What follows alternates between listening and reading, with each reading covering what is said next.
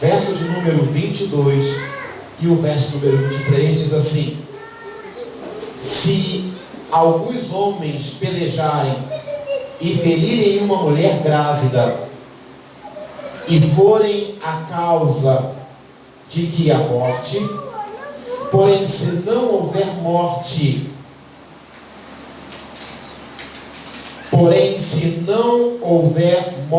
certamente aquele que feriu será multado, conforme o que lhe impuser o marido da mulher, e pagará diante dos juízes. Verso número 23. Mas se houver morte, então darás vida por olho por olho, dente por dente, mão por mão, pé por pé. Essa é uma palavra de maldição. Abre tua Bíblia, por favor, no livro de Juízes, capítulo de número 19 agora.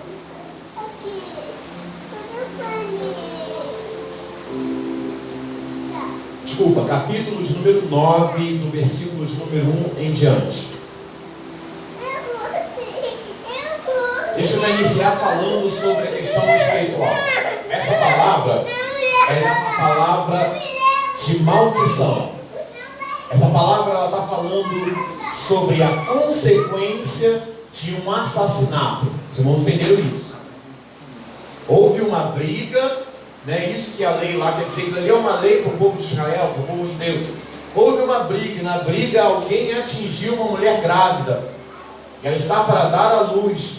No meio do ataque a ela, que pode ter sido até por acidente, ela veio, na verdade, antecipar o nascimento da criança. A criança nasceu. A criança não tem nenhum problema nela. Amém, irmão. Está tudo tranquilo. Eles estão nas mãos dos pais.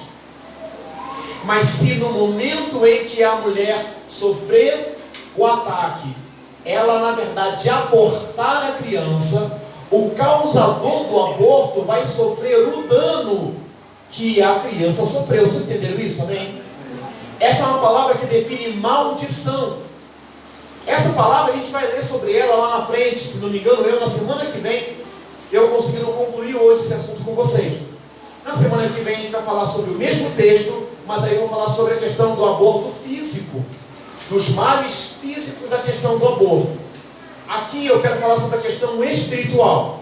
Por que a questão espiritual? Porque existe, na verdade, 2 tipos de aborto. E eu quero ler contigo o livro de Juízes, porque eu fui buscar do Espírito Santo e Deus me trouxe à memória essa palavra desse moço, essa história desse homem chamado Abimeleque.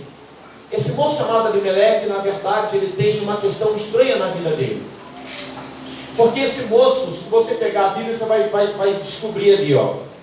Se você não conseguiu abrir, é só ler comigo aqui que você vai ver. Diz assim o texto: e Abimeleque, filho de Jerubal, foi a Siquém, aos irmãos de sua mãe, e falou-lhes, ou melhor, vamos voltar um pouquinho, que eu quero ler o texto anterior, eu quero mostrar para ti uma coisa na situação desse moço ainda.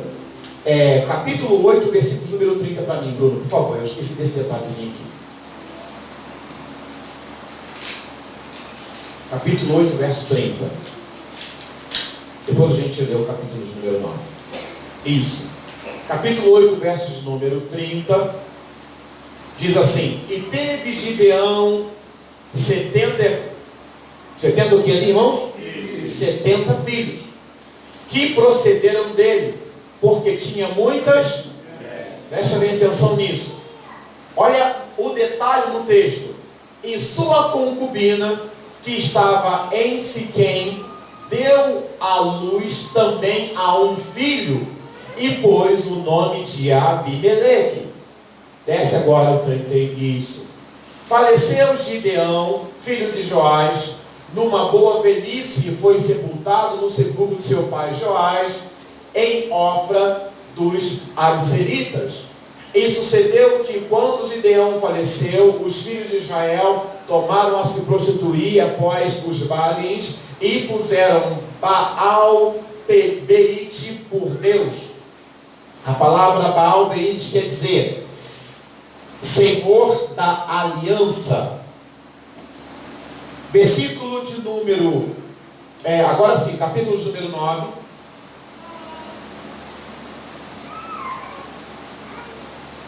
Versículo de número 1. Abimeleque, filho de Jerubal, que quer dizer na verdade Gideão, tá? Foi a Siquém, aos irmãos de sua mãe, e falou-lhes, e a toda a geração da casa de seu pai e de sua mãe, dizendo: falai, peço-vos, aos ouvidos de todos os cidadãos de Siquém, qual é melhor para vós, que 70 homens, todos os filhos de Jerubal, dominem sobre vós, ou que um homem sobre vós domine? Lembrai-vos também de que sou o osso do vosso osso e carne da vossa. Verso número 3. Então os irmãos de sua mãe falaram acerca dele perante os ouvidos de todos os cidadãos de Siquém todas aquelas palavras, e o coração dele se inclinou a seguir Abimeleque, porque disseram: é nosso. Deixa eu te mostrar um detalhe que talvez você, quando lê o texto na tua casa, você vai descobrir isso. A Bíblia vai dizer que Gideão teve 70 filhos. Esse Gideão é aquele Gideão mesmo lá, que com 300 homens só venceu lá. Esse Gideão aí, esse cara. Gideão teve 70 filhos. E aí a Bíblia deixa bem claro, e eu não sei porque o juiz, ele vai, quando ele escreve o texto, ele vai, na verdade, deixar esse detalhezinho. Ele deixa um detalhe: Gideão teve 70 filhos e conta mais um. Porque, ao contrário de todos, a mãe dele era também de Siquém, só que ela não habitava ali. Ela era uma das concubinas de Gideão e foi embora de Siquém, e foi embora. Gideão viveu com os filhos, irmãos, e a Bíblia diz, teve uma boa velhice, é óbvio, se afastaram de Deus, mas teve uma boa velhice, ele e os 70 filhos dele, com suas mulheres e tudo bem lá. Só que existe um que morou longe, que habitou longe, que foi criado, segundo o que a história nos mostra aqui, somente pela sua mãe. É aí que Deus falou comigo sobre o aborto espiritual. É aí que o Espírito começou a me revelar sobre essa questão de quando você tem na tua cabeça que não era para você existir ou não era para você ter nascido. Porque é ali que você vai descobrir que a causa dele, na verdade, se revoltar contra a família, contra os irmãos, era a causa de um dia ele ter sido rejeitado. Você vai ver isso algumas vezes na Bíblia. Só que outras vezes eu cheguei a falar aqui sobre um moço chamado Ismael, né, que ele foi rejeitado logo depois, já era um adolescente. Mas a questão aqui é quando a gravidez ela é indesejada. E aí a gente parte para a questão psicológica. Porque eu disse na semana retrasada que que o propósito de Deus é que o filho do teu ventre seja abençoado. Eu disse na semana retrasada que a saudação do anjo Gabriel para Maria foi que, na verdade, ele foi dizendo para ela: salve, agraciada do Senhor, o Senhor é contigo, bendita és tu entre as mulheres, e bendito é o fruto do teu ventre. E ela fica pasma com a saudação, mas não foi a única mulher que recebeu essa saudação. Ela recebeu dessa forma por ser Jesus, mas não foi a única que foi agraciada por ser uma abençoada em ter filho. Nós podemos citar o próprio moço chamado Samuel, que na verdade o nascimento dele trouxe uma benevolência para Ana, quando o filho desejado, o filho sonhado, e ali em Ana, a diferença foi que Ana não queria ter um filho, ela queria gerar filhos, né? Em Ana você descobre isso no texto. Você vai descobrir que eu não queria ter Samuel. Não chega lá e fala assim: Senhor, se tu me der um filho chamado, que eu vou botar o nome dele de Samuel. Não, ela pede: Senhor, se tu me puder conceber filho. E ela fala: esse que tu me deu, se tu me der um, o primeiro que tu me der, eu vou apresentar para ti, ele vai ser teu. Então você vai entender ali que ela queria ter filhos. Ela não queria ter um filho. Ela queria que o ventre dela fosse ventre abençoado, porque ela se sentia seca pelo simples fato de não poder gerar filho. Uma mulher rejeitada, amaldiçoada pelo próprio Deus. E por causa da oração dela no templo, a Bíblia diz que Deus responde ela, e Ana já sai dali, se envolve sexualmente com Eucana e gera filho.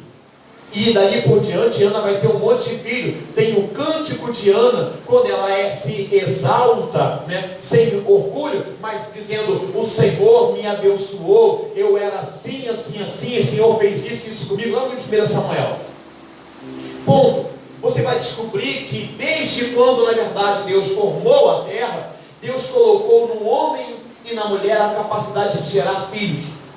Na semana que vem, quando eu falar sobre a questão física, eu vou pedir até um voluntário para poder, uma voluntária para me ajudar aqui, que eu vou mostrar para vocês sobre a questão dos males do aborto físico, né? O que a ciência fala sobre a questão do aborto.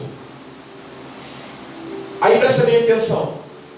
Quando esse menino ele é gerado e essa mulher vai embora, nos leva a entender que, porque não era o problema dele ser mais um filho fora do casamento. O texto deixa bem claro: Gideão teve muitas mulheres. Então, mais uma, qual era a diferença? Só que teve um filho que não foi criado com ele na casa dele. Teve um filho que ele existia, todo mundo sabia que ele existia, todo mundo sabia que ele era filho de Gideão, filho da maior autoridade de Israel na sua época, mas ainda assim ele não habitava junto com o pai. E sabe qual foi o resultado de Gideão, desse menino, na verdade, não ser criado com o pai? Desce comigo o texto, por favor, que eu vou te mostrar isso.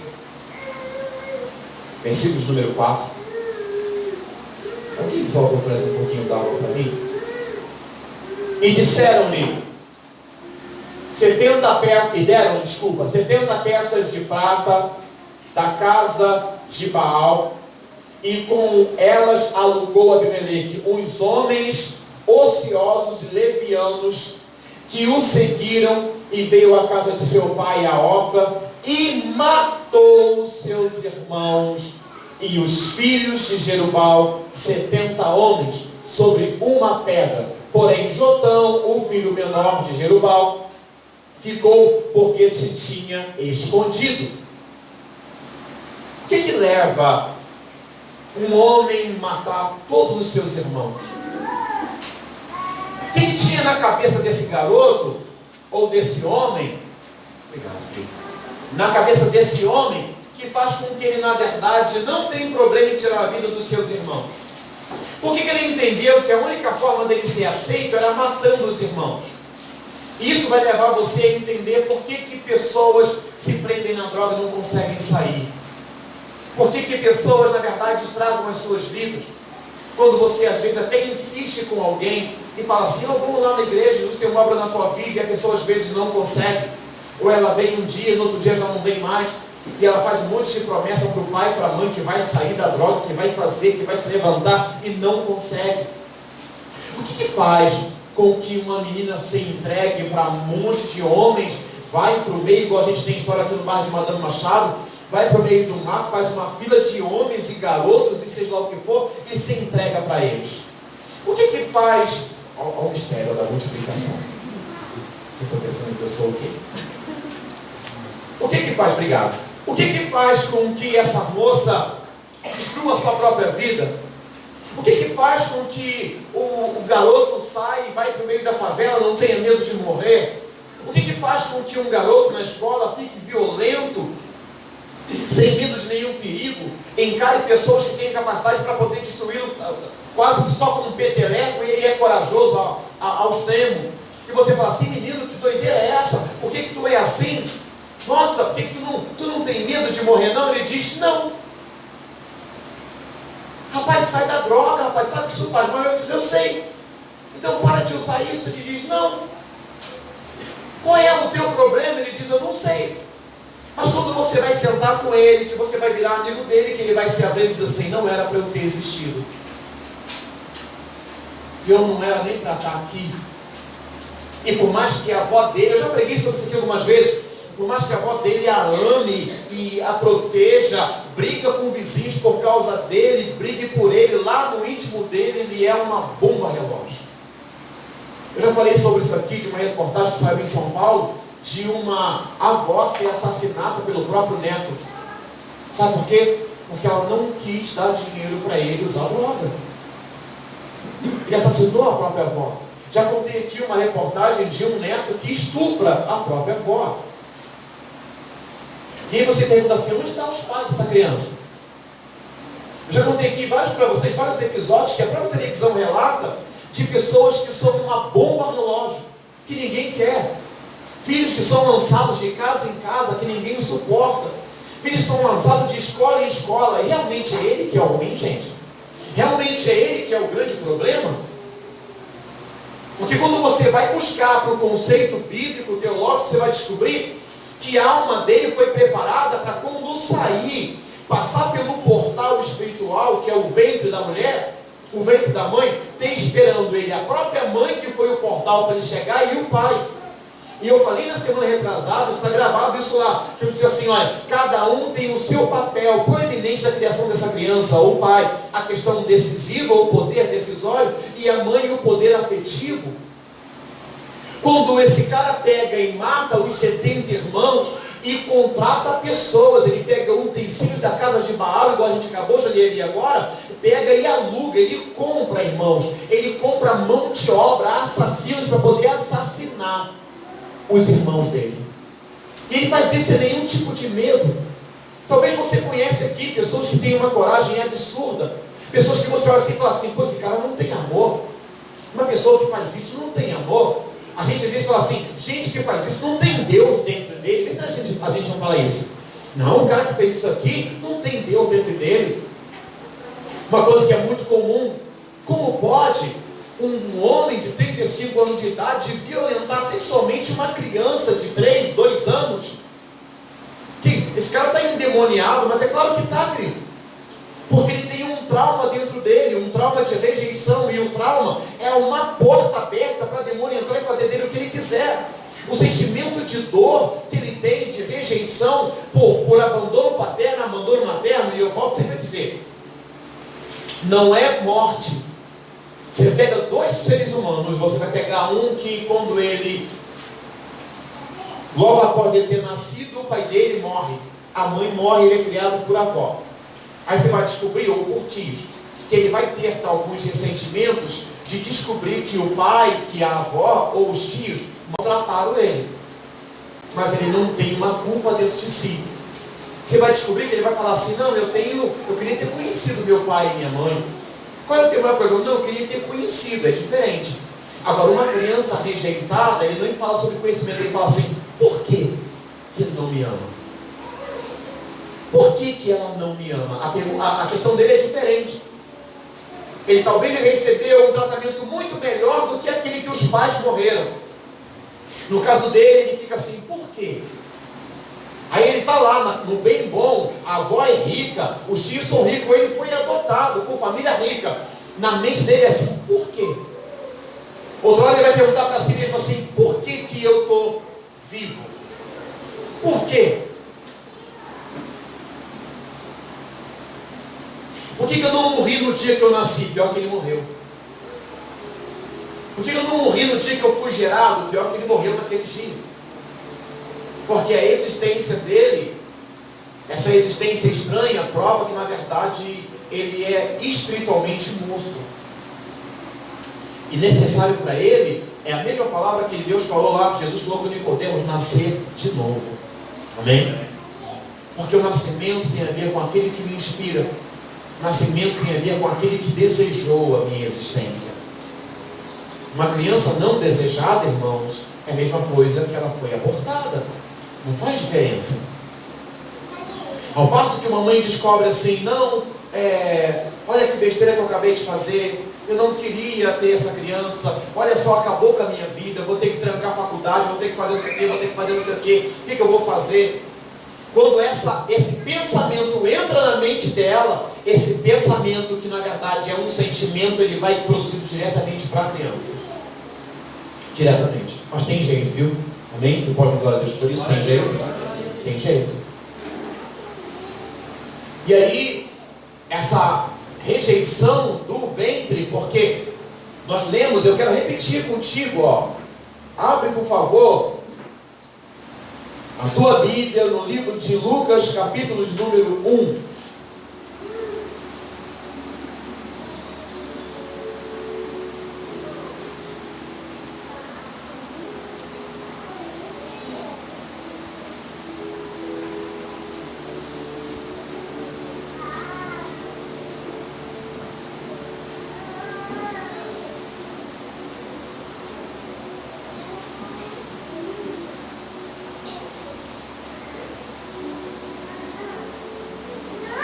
Deixa eu pegar o versículo aqui.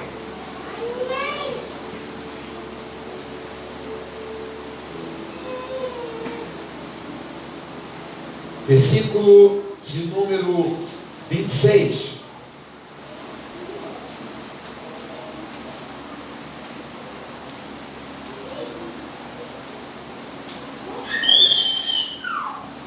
Lucas capítulo 1, verso número 26, o texto diz: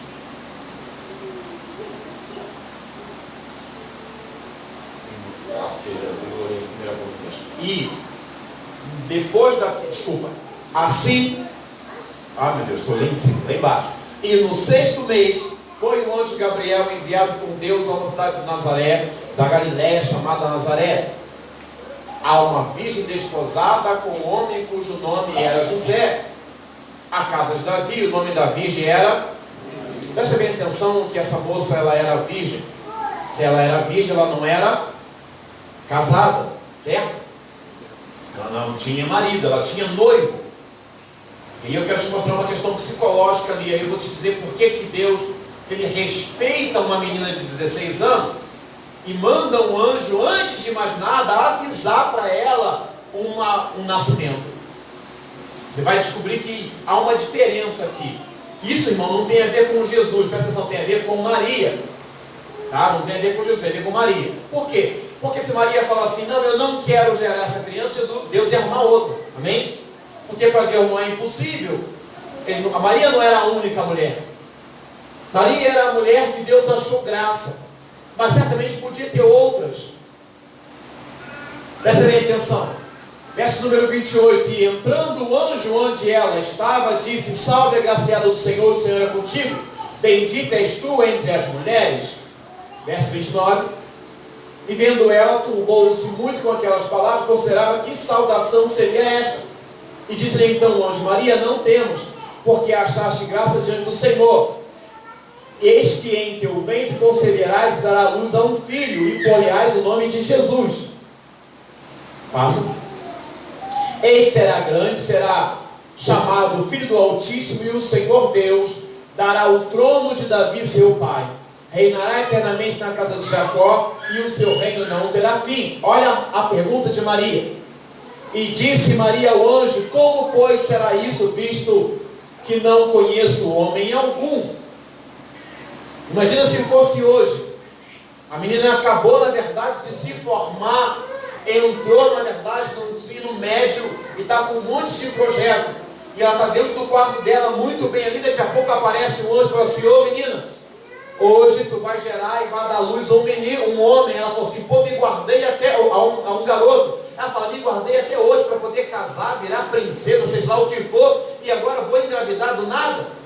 A primeira pergunta dessa menina nos dias de hoje, presta atenção, nos dias de hoje, seria assim, que não é diferente dessa época não, tá? Seria assim: como é que vai ser isso? O que vão falar de mim?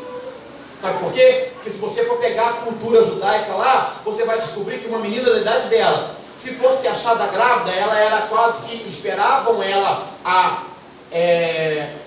gestação completa e depois iam apedrejá-la. Como pode uma menina engravidar sem ter pai? A criança seria bastardo e ela morreria. Sabia disso? Quando você descobre na Bíblia assim, órfãos e viúvas, é porque muitas vezes a mãe foi assassinada porque o filho é fruto de adultério. O outro problema aqui seria justamente a mesma questão. José, que já era um adulto, na verdade ser descoberto como pai de uma criança, engravidou uma menina sem estar casado com ela. Então, o primeiro pensamento dessa mulher, dessa menina, que ela era uma menina, tá? Ela tinha entre 15 e 17 anos. O primeiro pensamento dessa menina seria assim: acabou a minha vida. Se Israel descobrir, ou se Jerusalém descobrir que eu estou nessa situação, vão acabar comigo. Então Deus, sabendo na verdade que não era uma coisa fácil para se fazer, por causa da lei de Israel, Ele vai lá e envia um anjo para poder avisar e preparar essa moça. E ela diz assim, verso número 35. Ele responde e disse: descerá sobre ti o Espírito Santo, a virtude do Altíssimo te cobrirá com a sua sombra, e por isso também o santo que de ti há de nascer será chamado Filho de Deus. E ele vai lá e diz para ela uma notícia que certamente eu ainda não sabia. Até Isabel, tua prima, concebeu um filho, e em sua velhice, e eis que é o 6º mês daquela que era chamada. Ali Deus abençoa o ventre de uma mulher idosa, que ela já era idosa, e traz de uma virgem, porque ele tinha que nascer de uma mulher pura, traz de uma virgem Jesus. E aí, quando ela ouve essa palavra, isso, porque para Deus nada é impossível. Verso número 38, ela diz: eis aqui a serva do Senhor, cumpra-se em mim segundo a sua. E o anjo ausentou-se dela. Ali ela toma posse daquela gravidez, ela diz: que seja bem-vinda essa criança. A primeira coisa que tem que acontecer na mente ou na alma de uma mulher quando ela se descobre grávida, independente da situação, porque eu falei há 15 dias atrás aqui, que a única forma de evitar uma gravidez é não fazer sexo, quem lembra? Amém. É a única forma. É a única forma. Mas, pastor, tem os métodos contraceptivos. Sim. O método contraceptivo, eles também estão ligados à questão de evitar uma criança. O que nós estamos falando aqui é que o aborto, ou o pensamento de aborto, ele tem que passar longe. Porque métodos contraceptivos são criados pela ciência, não é para evitar criança. É para evitar, quando eles liberam, dão um lugar à liberdade sexual, evitar doenças sexualmente transmissíveis. Porque, segundo a cultura do nosso próprio país e a cultura moderna, você pode fazer sexo com quem você quiser, aonde você quiser e na hora que você quiser. É assim ou não é lá fora? Sim, mas para Deus não. Para Deus não sim. Lá fora é uma coisa, mas na palavra aqui não. É por isso que muitas das vezes, mesmo evitando, usando isso e aquilo outro, nós vamos cair em condenação. Mesmo assim vai acontecer. E aí a pergunta da mulher e do cara é sempre assim: meu Deus, o que aconteceu? Como é que isso foi acontecer? É simples, irmão. Juntou a semente à terra, vai nascer uma planta. Pode ver se não é. Não tem outro jeito não. E não vem esse negócio de se veio porque Deus mandou, que não foi ele, que eu já falei que não tem lá uma casa da cegonha, né? Que a gente acha que tem lá uma casa da cegonha. Quem viu aquele filme Cegonha? Animação. Ninguém viu? Só eu que vejo animação aqui, gente. Poxa, só eu que vejo? Cegonha é um filme muito legal. E aí todo mundo acha que é assim lá, né? Que tem lá um negócio tipo uma escola, né? E tem um montão de cegonha lá organizando o nascimento de criança. E daqui a pouco sai a cegonha com o bebê no bico e sai entregando nas casas, entendeu? E a pessoa não está nem esperando, daqui a pouco chega. Não, querido. É da natureza, preste bem atenção nisso, é da natureza humana a geração de filhos. A não ser que haja uma doença física a todo momento, ou uma maldição espiritual no ventre dessa mulher, a todo momento que ela, na verdade, se envolver com o seu marido ou o seu parceiro, vai gerar filhos. Amém? Amém, irmãos? Amém. Então preste bem atenção, quando Maria recebe essa palavra, ela fala assim: cumpra-se em mim segundo a palavra do Senhor. Esse aqui, irmão, foi Deus que enviou. Tá? Esse foi Deus que enviou. Samuel, foi Deus que enviou. Ó, o João Batista, foi Deus que enviou. Primo de Jesus, com 6 meses de diferença de idade. Primo mais velho de Jesus até. Foi Deus que enviou. O resto é a natureza. Tá? Fica tranquilo, é a natureza. Ah, mas nossa, não veio ainda, ou você evitou, ou a natureza ainda não chamou. Daqui a pouco a natureza vai chamar e o bicho vai pegar, fica tranquilo, tá? A natureza vai chamar. Quando Maria aceita, ela na verdade já está pronta para que a criança chegue. E dali para lá, irmãos, é só na verdade deixar acontecer. Ela do nada começa a crescer, ó. Versículo de número 39, assim: naqueles dias levantou-se Maria e foi apressada às montanhas da cidade de Judá. Sabe o que ela foi fazer ali? Entrou em casa de Zacarias e saudou Isabel, e aconteceu que ao ouvir a saudação de Maria, a criancinha saltou no ventre. E Isabel foi cheia do Espírito Santo, o primeiro batismo com o Espírito Santo no Novo Testamento. Primeiro batismo com o Espírito Santo não foi entre os dois, foi até esse aí. Quando João é batizado no Espírito Santo, juntamente com Isabel, no ventre, que é uma outra questão. Porque a gente acha que a vida só acontece na criança quando ela completa os 9 meses e é posta para fora, não é assim? O texto já fala o contrário, vai dizer: antes que fosse formado no ventre, te conheci, e as nações te dei por profeta. Deus falando com Jeremias.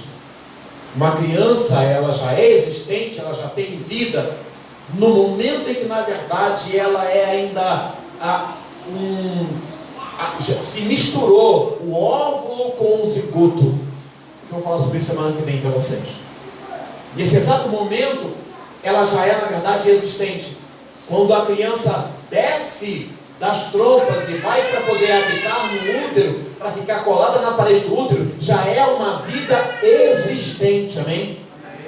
Às vezes a mãe nem percebeu ainda, ela nem percebeu que está grávida, né? Tem mulheres que demoram para poder perceber que está grávida, ela nem percebeu. Às vezes é alguém da casa dela que fala assim: nossa, está estranha, que ela ficou manhosa, né? Que ela está mais esquisita. Tem umas questões estranhas que a gente não sabe explicar, né? Que o irmão mais velho começa a se aproximar muito da mãe, fica um troço meio esquisito que a gente vê na casa, né?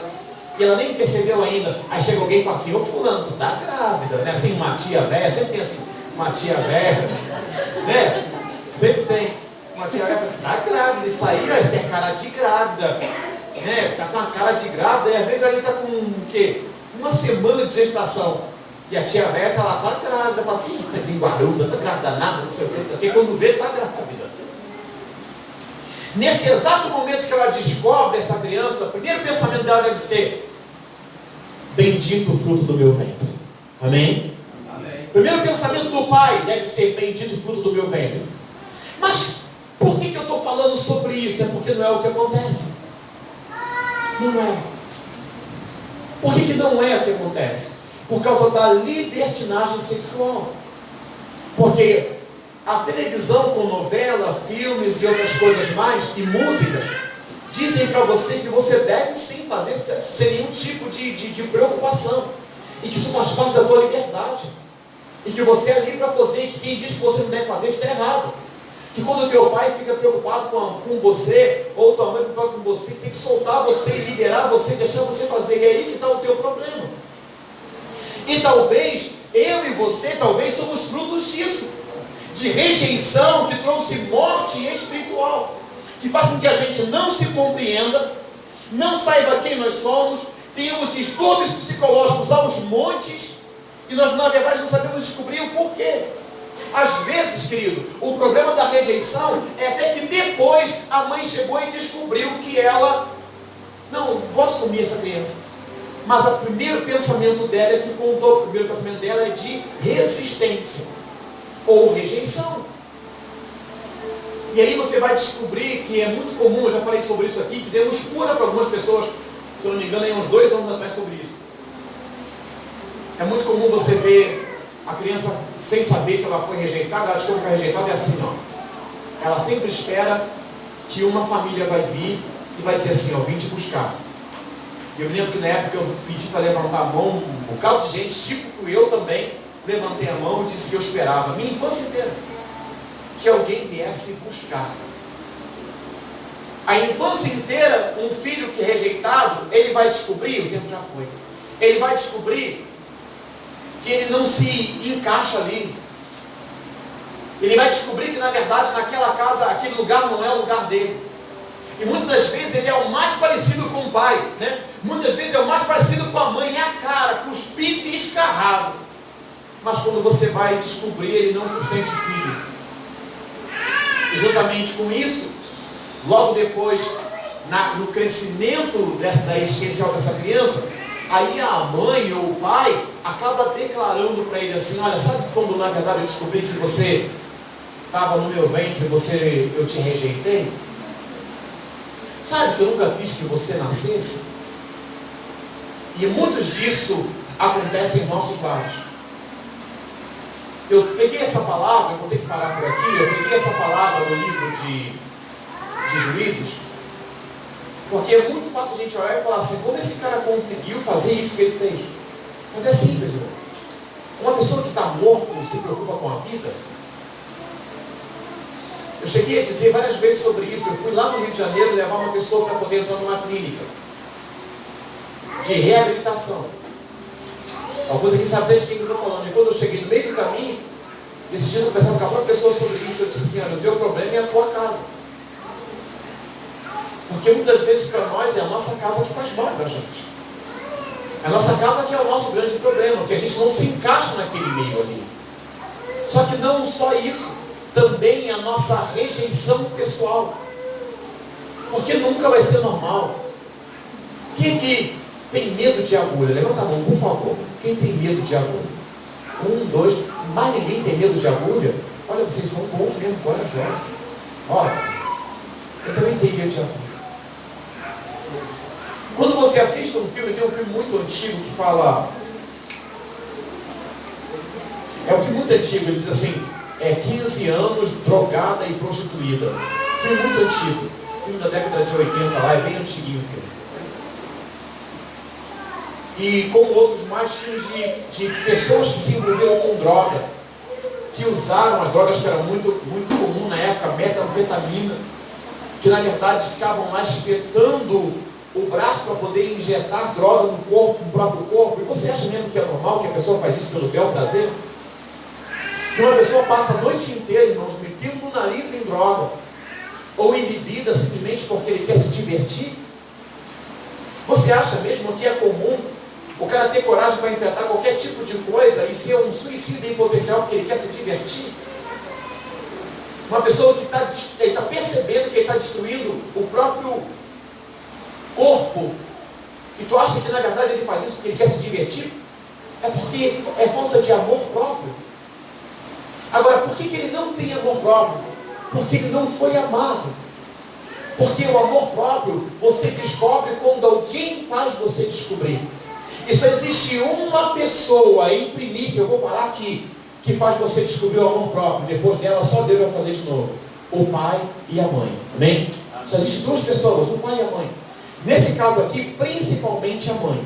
Eu vou parar aqui para o Bruno poder encerrar ali, e semana que vem eu continuo. Amém? Pode explicar, tá? Tu para aqui. Então preste bem atenção. Vamos se pé agora, por favor.